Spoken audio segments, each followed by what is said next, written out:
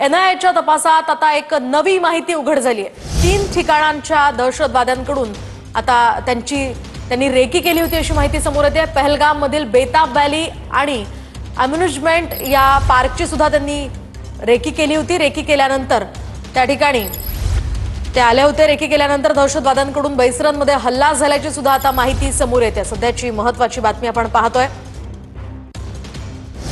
बैसरन व्हॅलीमध्ये हल्ला करण्यापूर्वी 2 दिवस दहशतवादी हे बैसरन व्हॅलीमध्ये तळ ठोकून होते अशी माहिती आता एनआयएच्या तपासामध्ये समोर आलेली आहे।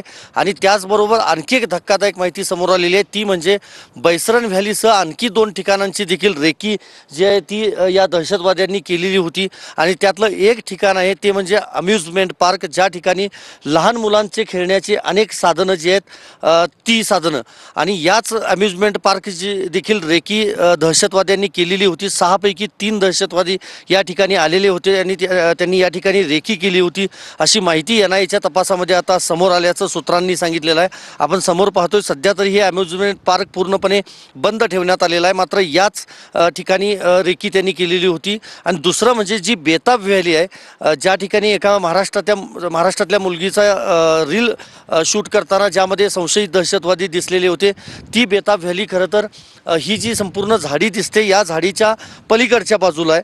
आणि त्याच्याबरोबर समोरच्या बाजूला हे अम्युजमेंट पार्क जे आहे ते आहे।